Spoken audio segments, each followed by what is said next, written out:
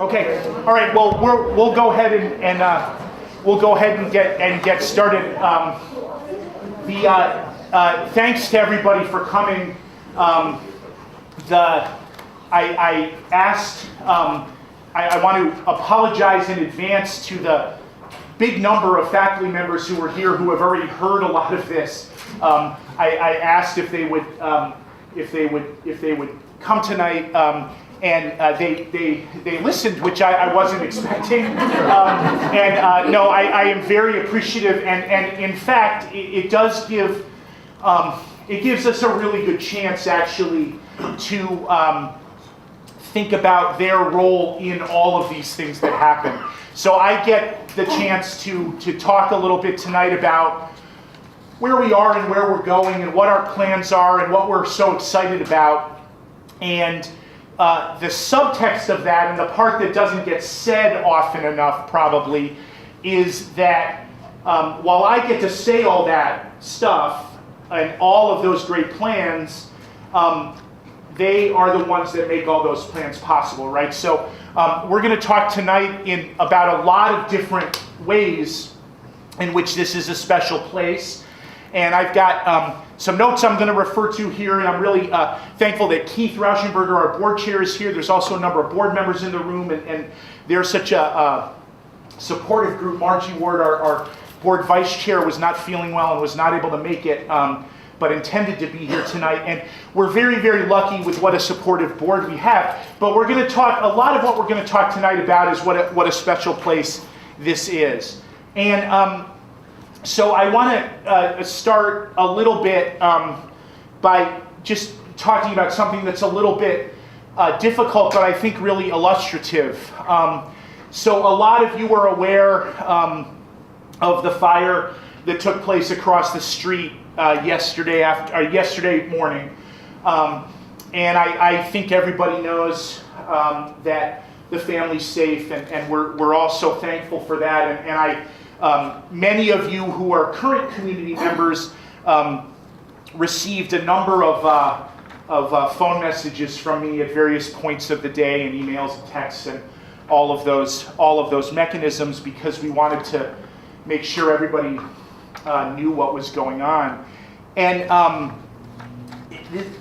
so, this is not the sort of thing you plan on talking about at a thing like this, but in a lot of ways, it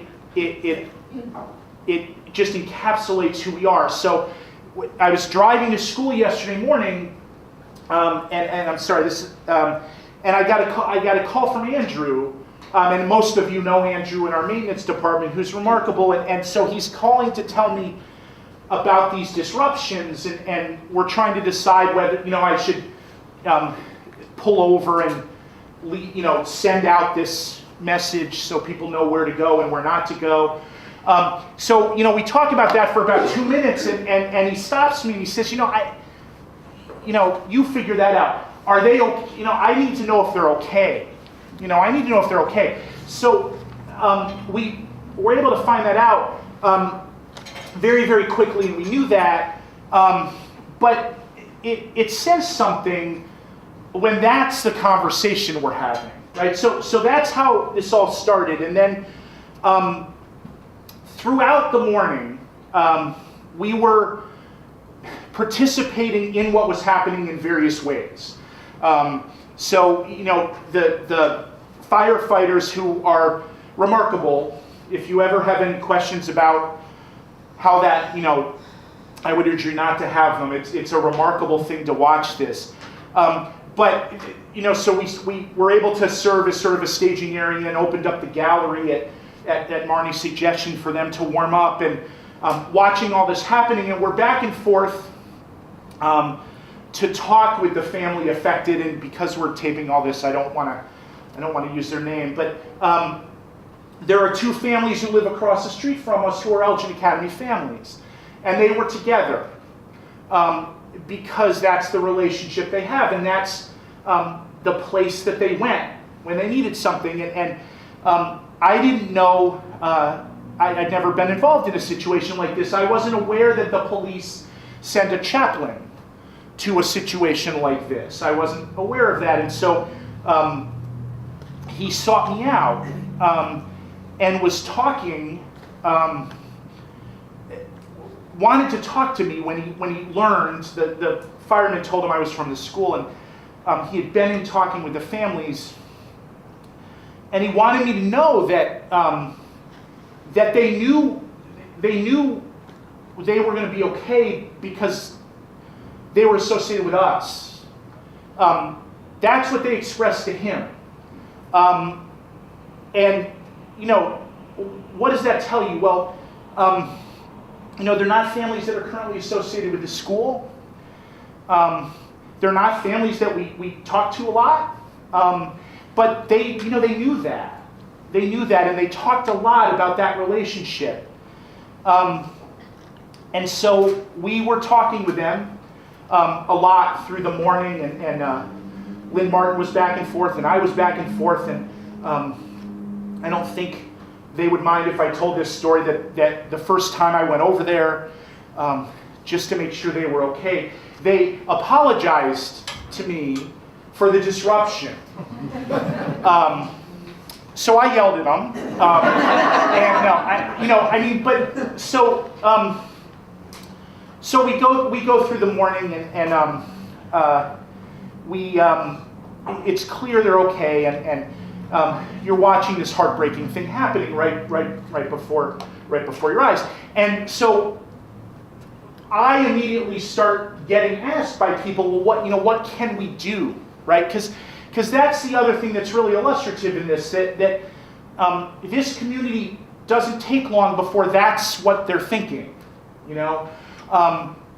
and we had talked a little bit about this as we were going back and forth, and we decided sort of on the fly, and there were a lot of very good ideas that people shared, and we decided that to do the GoFundMe page made the most sense because it was the quickest way to be able to really positively impact this family.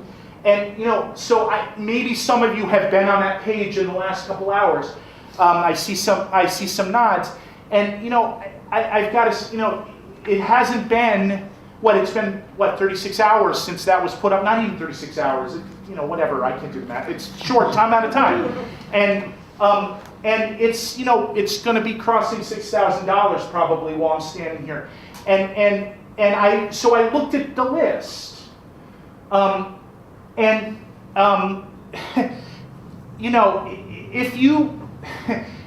if you have been in this community for a while, look at the list and know that you'll know that it's a variety of people. It's not a whole bunch of people who, it's not only people who knew them. It's not only people who are here now. It's people who are associated with this place in a million different ways and want to help because we're all part of the same thing. So, and again, I apologize to the faculty. They heard a little of this yesterday. So, we're in the midst of all this, and we're having all these conversations, and the GoFundMe page has been sent out, and the family has a son who's off in college, as many of you know, and he was someone obviously we knew for a very long time, and he was in the school for his whole education, and he.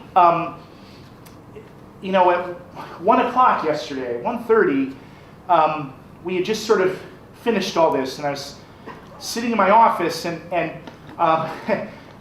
my phone rang, and it was this student. It was their son, and I usually wouldn't have picked this up because it was not a number I recognized, and I know that my car warranty is out of date. So I wasn't going to pick this up, but yesterday I was picking my phone up because of the nature of the day. And he said, Mr. Hanford, it's me. And I said, I know my car. No, I said, and he said, it's me. And then he said, you said his name. And, you know, I've got to, you can imagine the emotions, and I, you know, asked him if he was okay, and I asked him what he needed, and he said, I'm fine, and, but he had to call me. And I'm not sure, he must have gotten my number from his mom, but he said, I had to call you, and thank you for helping my mom. So, you know, he called me because he had my number. But that call wasn't for me. It was for Lynn, who was back and forth, but it was for Elgin Academy. Because, for obvious reasons, right? For reasons that I'm not going to articulate very well. But because of the relationships that happen here, they knew that this place would be there for them. And he, as young a guy as he is, wanted to tell me that. And wanted to recognize that he knew that. And so, you know, we'll shift to happier things, right? Because we can acknowledge that the most important thing has happened and they're safe, right? But if you have questions about what this place is, right? And we're going to talk about what I think are a lot of exciting things tonight. We're going to talk about some plans we have for the future about which we're really excited. We're going to talk about a present that's really exciting. We're going to talk about being in the middle of a year that's really exciting. But all of that can be articulated, and we can outline plans, and we can make slides, and all of that stuff. But you can't articulate that moment yesterday, right? You can't articulate what happens in this community. And I know that a lot of you, like I have been through moments during your time here where you felt that. Where you felt this place reach out to you. Or you've reached out to the place. And that is what's behind all this. Right? The people, all of us in this room make it that way, right? The faculty makes it that way. We make it that way, right? Everybody who's here, the people who are there, make it that way, right? And I just need to express that as we think about what we're talking about tonight, so it's going to go a little longer now because I just did that. So I apologize for that. But that's who it is here. That's who it is here. And so when we make these changes, right, the last slide is going to be what you would imagine the last slide is, right? And we're going to talk about how you knit past and present, but in future. But as you do those things, you have to remember who you are in your heart. And who this place is in its heart is a place that cares for each other, that takes care of each other, that knows when we need each other, right? And so as we make these changes, we have to pledge, all of us, right? Because we all play a role in that. And I get to talk about it, but you all are going to do much more about this than I am, every one of you. We have to pledge that is never going to change. Because that's what makes this place truly what it is. And that's really, really valuable, and we should never lose track of that. Okay? So I'm gonna make an awkward transition, and I'm gonna jump into this a little bit, and that's likely it for the crying. And if anybody wants to help with my car warranty, I would welcome it. Thing barely starts. Okay. So I want to talk a little bit just by way of setting context, and then Keith is gonna talk a little bit here, and you can be spared of me for a few minutes.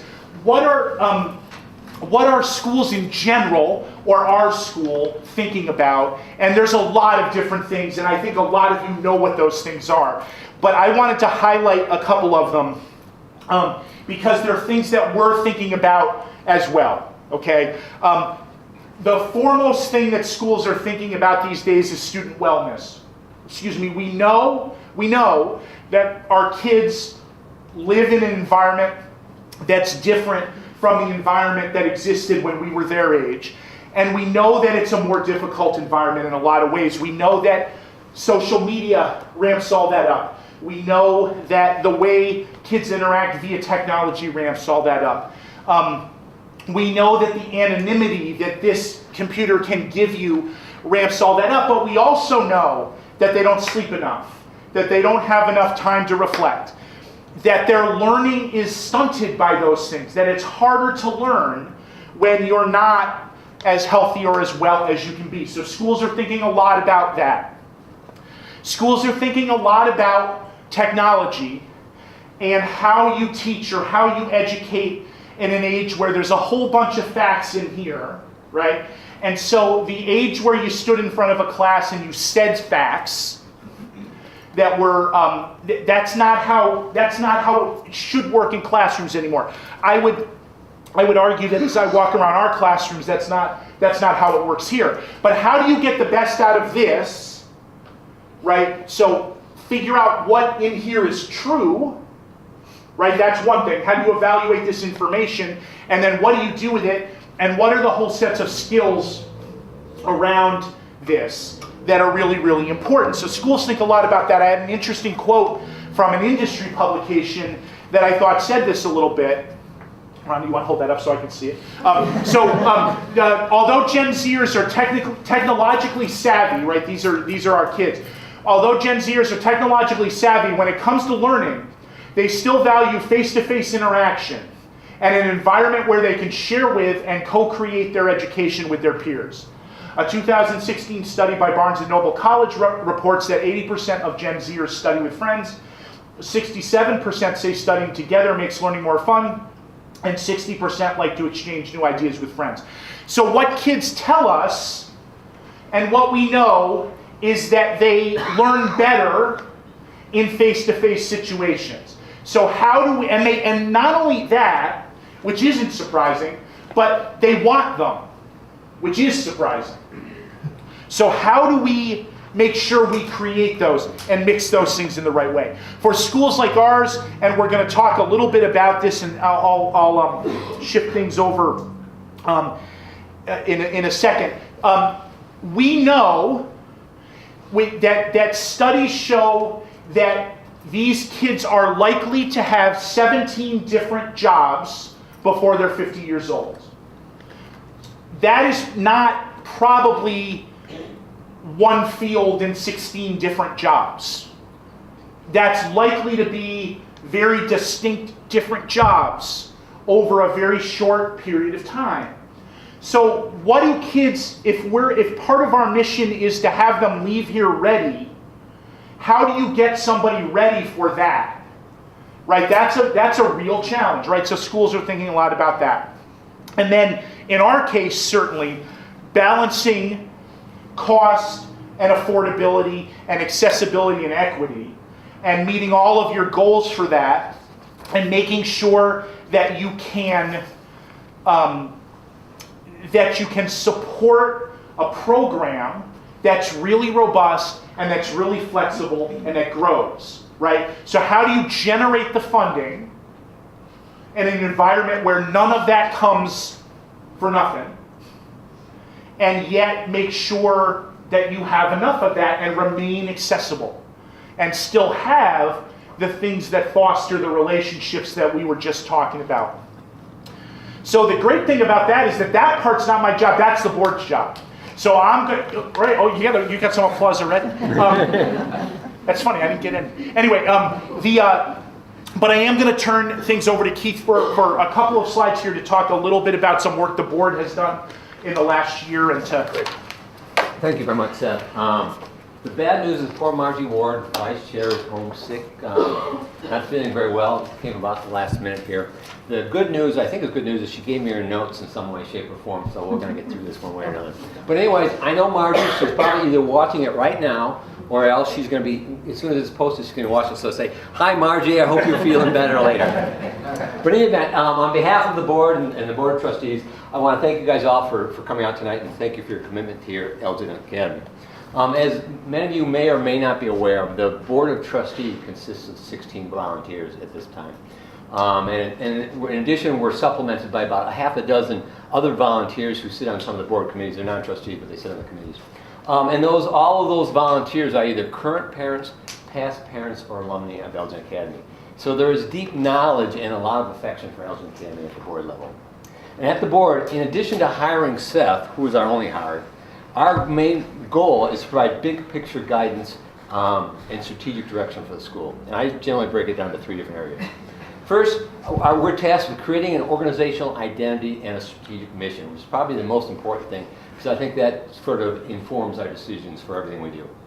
Second thing is to ensure that we have the necessary resources for which Seth can use, the faculty can use, the administration can use, to fulfill the mission and run the school. And that's resources from financial resources to everything under the sun. And I'll chat a little bit more of that in a minute when I've got with Margie's notes. Thirdly, we're tasked with providing oversight to Elgin Academy to make sure we follow the laws of the lands, as well as to make sure we're meeting the mission and meeting the strategic goals we as a board put forward. And one of our goals this past year was to work with the community to adopt a new mission statement. And that was developed last spring and rolled out this fall. And that mission statement, I think, is great. It's inspiring students to become our creative, courageous, and compassionate future. And I'm thrilled with that mission statement. But before I say more, let me just take a moment to thank some folks, some volunteers, because it wasn't the board that created that, it was volunteers from the community that created that mission statement. And some of them are in the room. It was students, parents, and teachers and alumni who started last February and probably worked through April and May. Several Saturday mornings together, they worked with a consultant, they talked with some of the stakeholders within the community, they hammered it out, they had several different versions, and I know they debated words for hours to come up with a statement. But they did a great job, and I actually am thrilled with it, as I mentioned. And I'm thrilled with it because it really resonates with me. It resonates because it's very simple, straightforward, and almost empirical.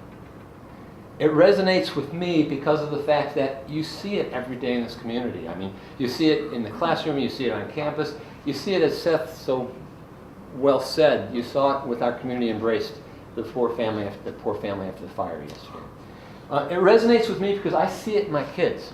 I have 2 children who graduated from Elgin Academy. They were lifers. One graduated in 2016, one graduated in 2011.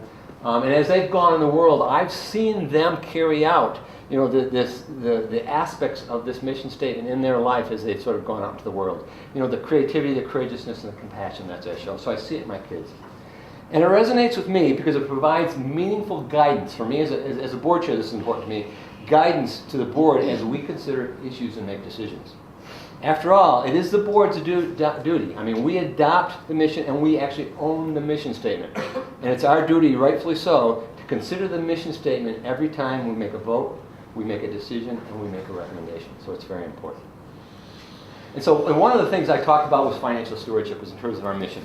And that certainly is very, very important. And let me spend a couple moments sort of dwelling on that for a second, thinking about it. There's a lot of aspects to the financial stewardship, and the board spends a lot of time on it. There's sort of the daily cash management and debt management and endowment management. Elgin Academy has an endowment of about $6 to $7 million that we're responsible, and we've got folks who manage it for us. In addition, we've got debt. This building was built 10 years ago for $11.5 million. As of today, the debt on this building is down to $6 million, and we hope to pay it down another $1 million in the next year. So we're very active in terms of managing cash, debt, and our endowment. Fundraising and development is very, very important. You're going to hear a lot more about that going forward. Certainly that's annual fund and extravaganza, but that involves a lot of the gifts we seek from you folks as well as from alumni and friends to invest in the school, for the next 20 years and for the next for our kids and our kids' kids who will come to Elgin Academy. So fundraising and development and all its aspects are very important. And then there's tuition rates and tuition assistance, which probably hits home for a lot of folks. I mean, it's very, very important to us. And I can't tell you how much time the board spends on these 2 issues, both in committees, finance committees, and marketing committees, and on the board in total. It's probably some of the most important decisions we make. But when we evaluate tuition, we look at it very carefully each year. We take into consideration the affordability of EA, the need to support our faculty and staff and our administrators, because they're our most important asset. We want to keep them happy, as well as the resources to deliver the best Elgin Academy experience. At the same time, we will look at tuition assistance, and it's designed to help create a diverse student body and to allow Elgin Academy to be affordable to more people. So we look at that, we spend a lot of time on that, and this year, going forward, next year, the average tuition increase for the student body will be about 3.5%. But each individual family, bear in mind, it might be a little bit different because there's other factors that go into it. Certainly what division you're in may affect that change, what divisional change your kids are making, any tuition assistance you may be involved in, and your personal situation. That goes into the whole equation of tuition and tuition assistance. So again, I want to thank you for coming out on behalf of the board. I can't stress enough how we take these decisions very, very importantly, because our whole goal here is to fulfill that mission to make sure Elgin Academy is here for the next 180 years. So thank you very much, and Margie, I hope you're feeling better.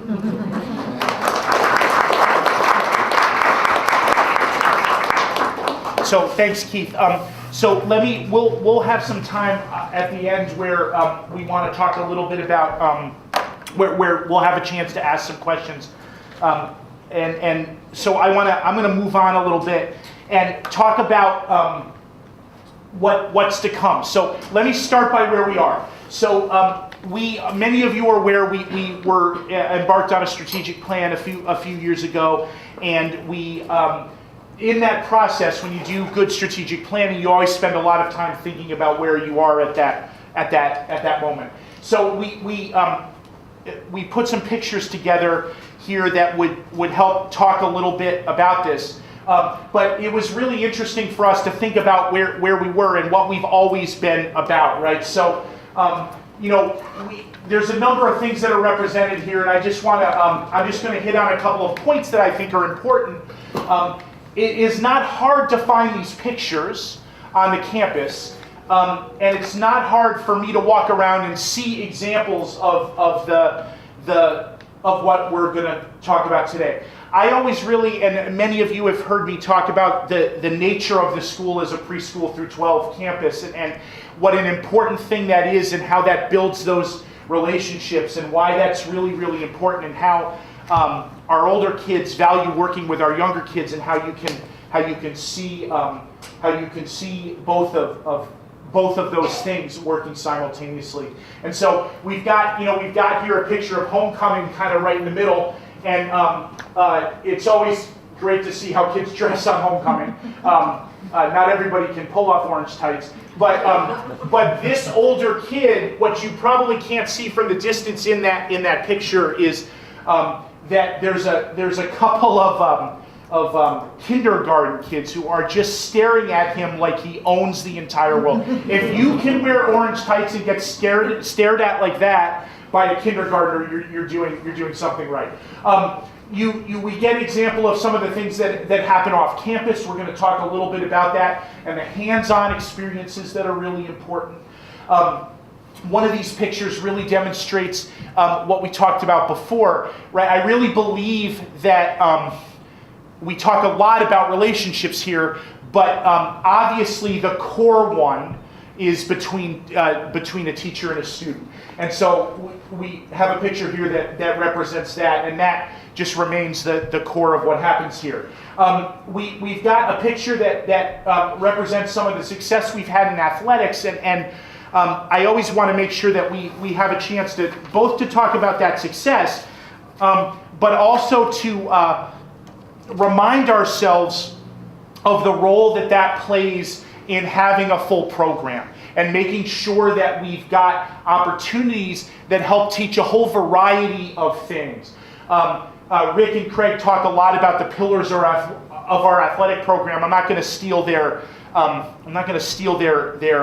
their lines, but I will tell you that the pillars on which that program is being built, are being built. Wait, take that, edit that.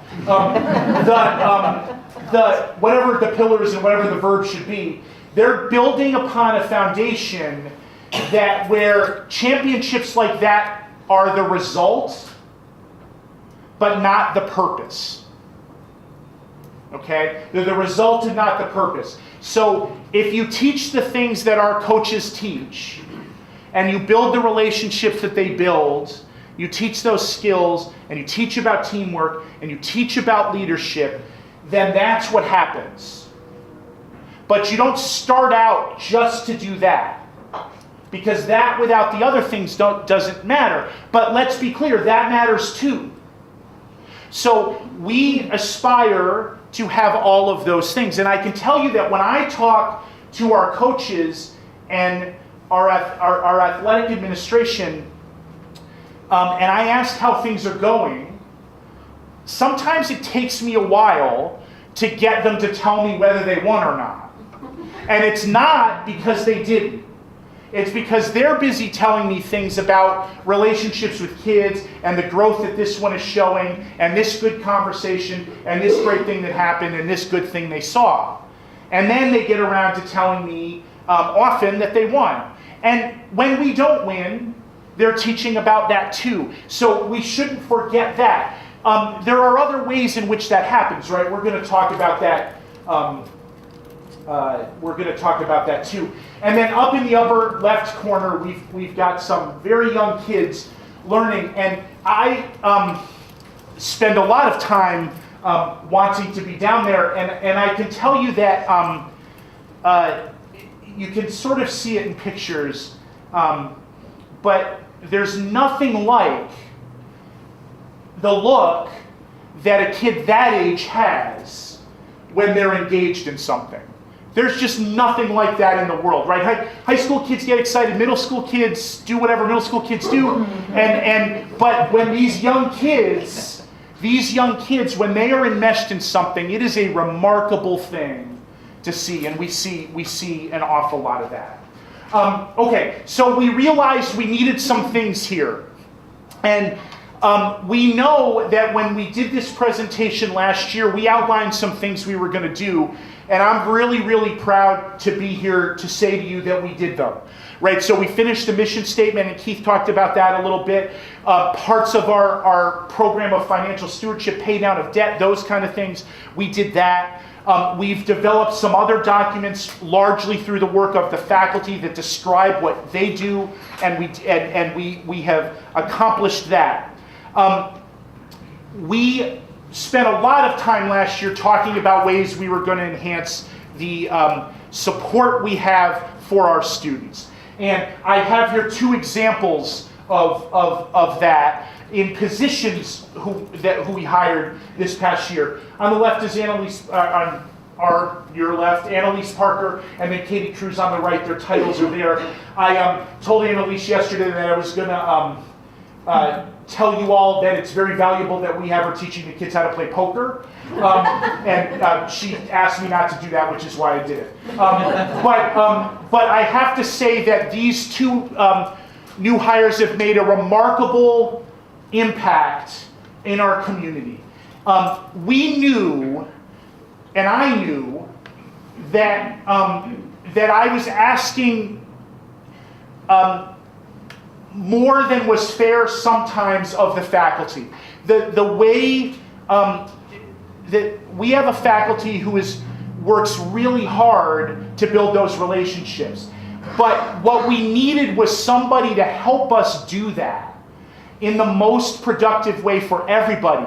So Annalise's position has helped so much with that because she works directly with kids, with families, with groups of kids, with faculty members, with divisions, with advisory programs, and all of those things to help us make sure that the way those relationships are being built and the things that are talked about as a result of those relationships are the most productive. And she has been a remarkable addition to our campus. If you've had occasion to work with her, I would think you would agree. Katie Cruz is often engaged in the recruitment of international students. We have had one international student join us during the year, and we're going to have another next week, I was told today. So that's the right direction. So she's been very engaged in that and has been very, very successful. But less known, I think, is the work that she and also Adeline Moon, who is helping her in this regard, have done to create a social experience for our international students and to round out their experience here. We talked as a faculty about a year and a half ago about a vision for being an inclusive campus. And there's a lot of talk about that in the world these days. What does it mean to be inclusive?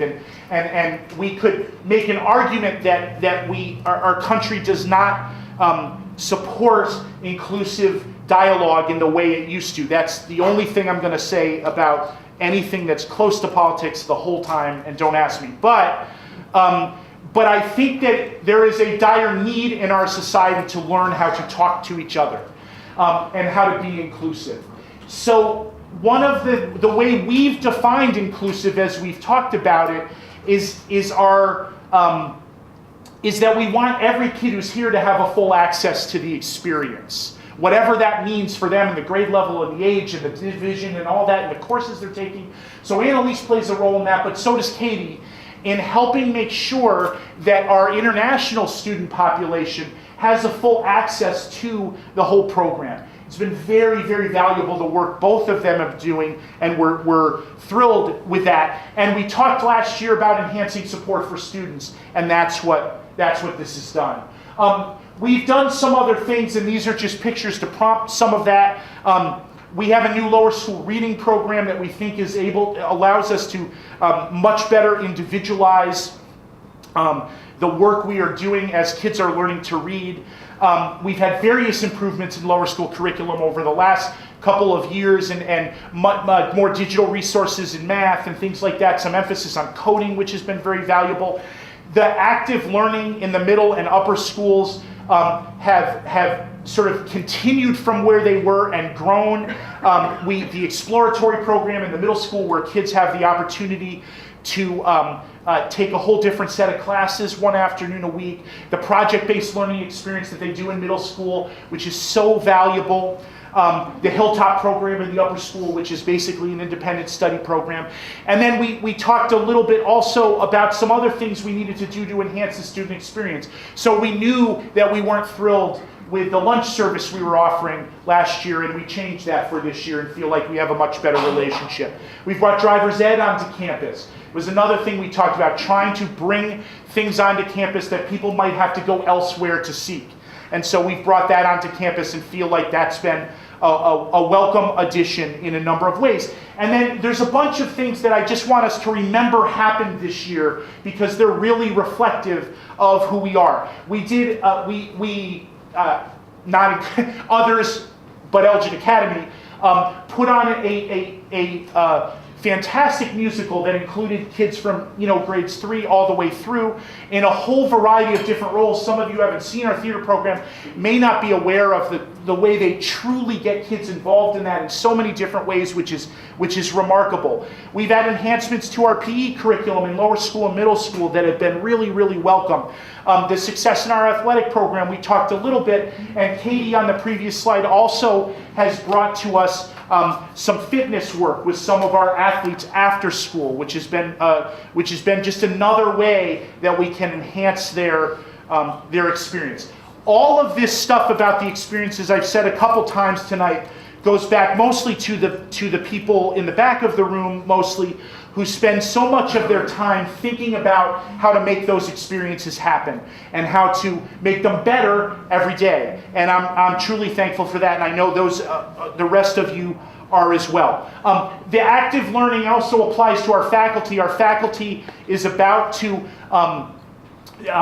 begin, at least at some level, to think a little bit differently about how we do some of our professional development, and we're gonna talk some this semester about the creation of professional learning communities, which is a way to do some development that allows people, that's sort of a more personalized approach to each of us thinking about the way we want to develop as teachers, which is a really, really important thing for us. So the school is in a great place right now, if we did nothing else.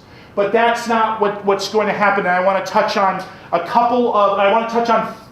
four sort of new initiatives, loosely defining the word initiative, because some of them are physical and some of them are curricular. Harry is undertaking with the lower school faculty a new look at our science curriculum in the lower school and what that's going to look like moving forward.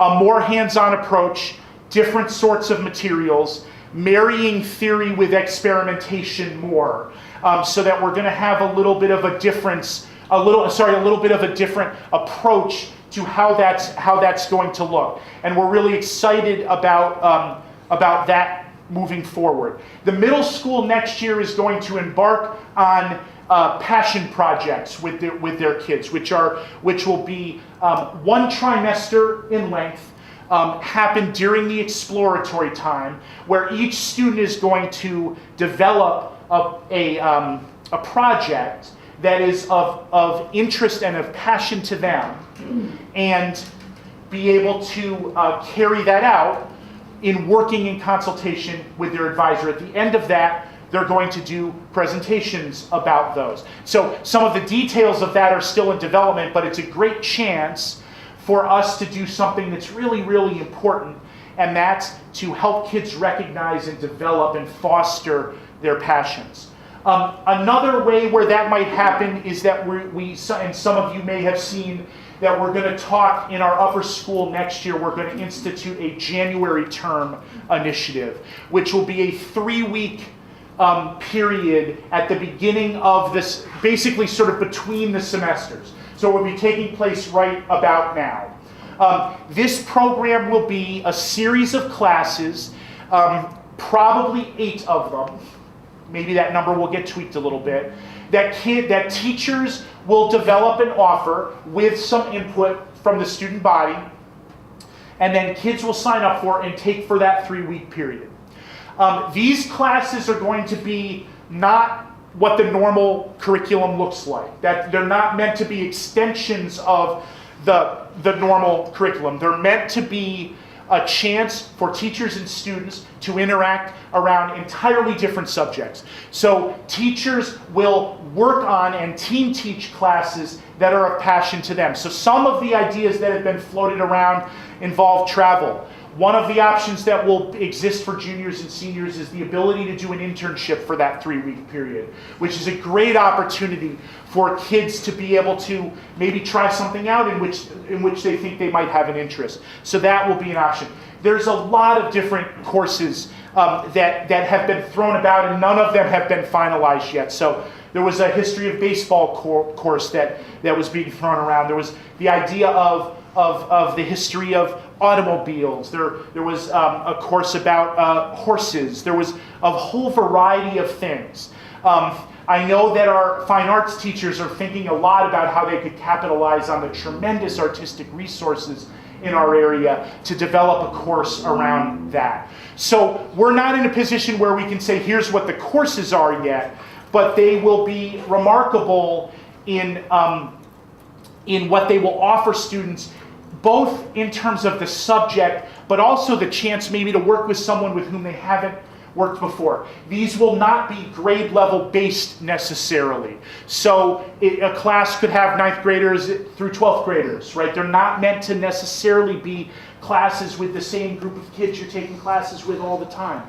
We're really excited about the impact this is going to have. The thing that unites all of these changes, all of these things we're looking forward to doing next year, is that they involve, in fairly obvious ways, I think, passion.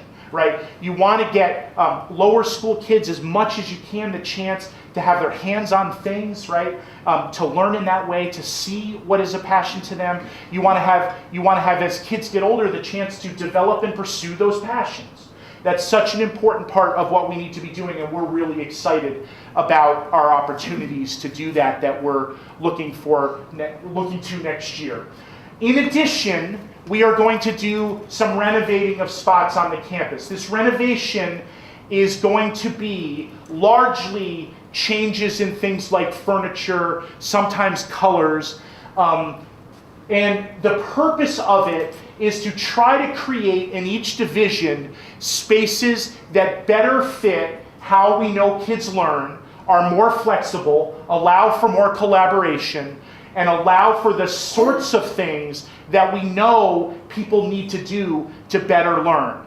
And so we are going to we are working with an architect to build on some of the work we did a few years ago, so that we can order furniture and equipment in a series of places. One is in 5 classrooms in North Hall, an Idea Lab in Sears Hall, which is going to have sort of 2 parts to it. One will be a very hands-on building kind of part, and one will be a more collaborative, flexible furniture kind of part. That'll be on the room of the south end of the first floor of Sears Hall. Did I do that right, that direction? South end? The L-shaped room? East end, right, on the first floor of Sears Hall, the L-shaped room. In the upper school, we're going to look at the Learning Center and the computer room, and we're going to do some renovations there. In the computer room, we're going to create a smaller space that can be used for somewhat smaller groups, maybe classes, maybe groups to meet, groups of kids to do projects, and then we're going to reconceive the furniture in the Learning Center and the colors in the Learning Center. We are anxious to not look at some of the same colors that have been on the doors since I think most of us were hired. I know since I was hired, I don't want to speak for everybody, but they've certainly been there since 1993, and I didn't have the impression then they were modern. So we're going to be looking at that very differently. The other thing we're excited to do is to try to raise the money to air condition Edwards Hall, which needs to be air conditioned. And we know that we have the infrastructure to do, and so we are excited to undertake that project. There are a number of people, and we're going to talk some about this a little later this semester. We have raised about $250,000 for this project already, maybe a little more than that. There's some people in this room who have been very, very generous that we're going to have a chance to celebrate a little bit later this semester, and we're excited about that. So we're already on our way to being able to do this, and we will be soliciting some more support for this as we go through the rest of the semester. But our goal is to have these changes maybe not exclusive of the air conditioning, but get out your checkbooks. So I'm not sure about the air conditioning, but it is in our goal. We would like to make these changes by the beginning of the next school year. We want to impact kids' education as much as we can, as quickly as we can. We've laid out a timeline with the architect to be able to get things ordered in a way where they can be installed next summer, or this summer, rather, to be ready for the new school year. We're very excited about that. The next piece of this, if we look a little further out, the next piece of this is a long-term master campus plan that will look at all of the facilities and make sure they're what we want for the long run at Elgin Academy. I can tell you that part of that will be about athletic facilities. We need to update our athletic facilities, and one part of this will be about athletic facilities. And so we're excited about what's going to happen in the classrooms, both in terms of the teaching and the program and the physical spaces. And so I'm really excited to be able to stand here and tell you that. We're very, very excited about that. A couple other things. Looking a little further out, we are currently undergoing an in-depth look at 2 crucial parts of our operation. One is the schedule, and one is our co-curricular opportunities and what that looks like. We've got 2 committees of faculty members who are going through these right now. In fact, the reason Doug Sept is not with us tonight, our upper school director, is that he's at a conference about scheduling. That's what, if you ever would like to know what it's like to be an educator, go to a conference about scheduling. That is about as good as it gets. When we talk about the schedule, we talk about a number of different things, right? So the length of the year, when we're in session, the length of the day, the learning blocks within the day. What do those look like? Here's what we know. Kids do not learn in 43-minute blocks. That may surprise you. Kids do not learn in 43-minute blocks. That's not how good learning happens. So we're going to look at this schedule and think about all aspects of it. I will tell you that next year, one thing we are going to institute, it's going to take us a couple of years to look at this. And I would anticipate that there will be some significant changes, and everything is going to be debated and discussed. The length of the year, when we start, when we end, all of that. I will tell you that I am a 2-week spring break guy. So the next head can change that. We'll keep that. Yeah, finally the faculty likes me. But we are going to look at the whole thing. We're going to look at the whole thing. Next year, though, we will, at some regular interval, it may be once a month, maybe a little more frequent than that, we are going to institute a late start schedule where we start a little bit later. We have used this schedule occasionally, some of you may remember, on mornings when we've had bad weather. And we've said, look, it's too dangerous to be on the roads. We want to let, the sun out a little bit, let them clear the roads, whatever. We're going to start, 9:15 or 9:30.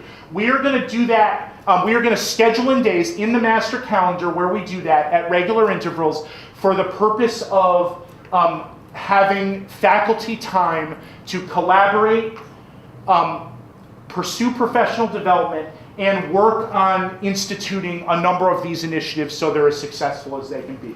We need to respect that the best time to do that collaborative work is not at 3:30 in the afternoon.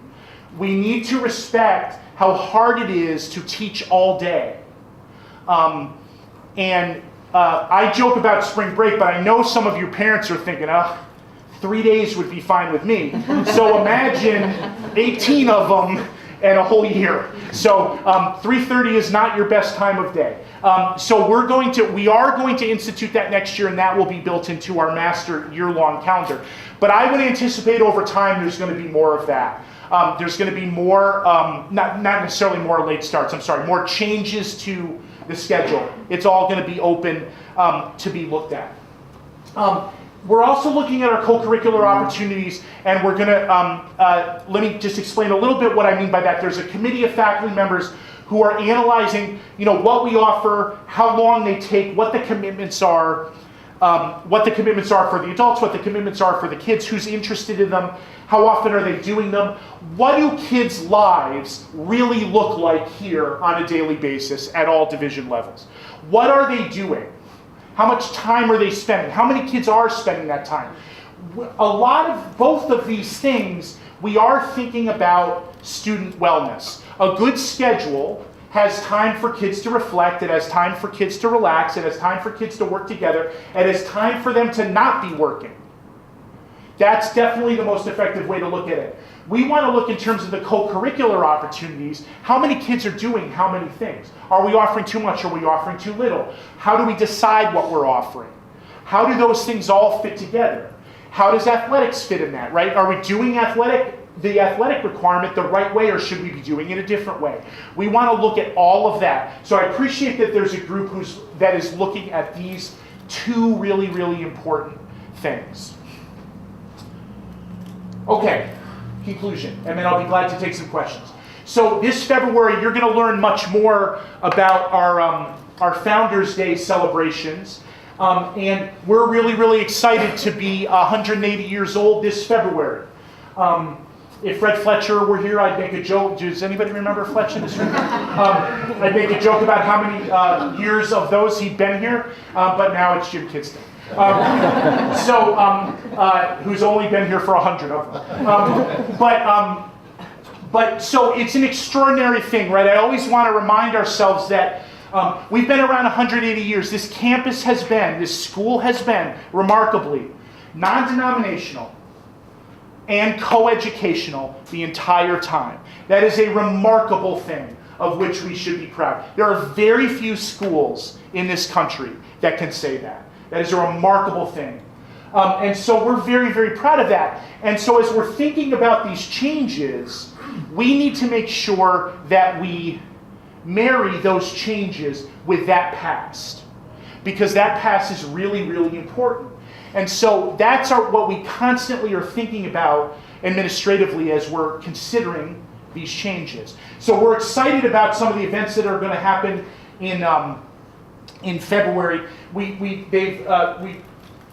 have developed a Founders Day logo, and we love the opportunity to rethink about the cupola, right? Some of you will remember we changed the branding some a little bit a couple of years ago, and so we're excited about the opportunity. I love that new logo, but more importantly, this February is going to be a fantastic chance to celebrate sort of the fabric of this great place and the history of it, and we're really excited about those opportunities.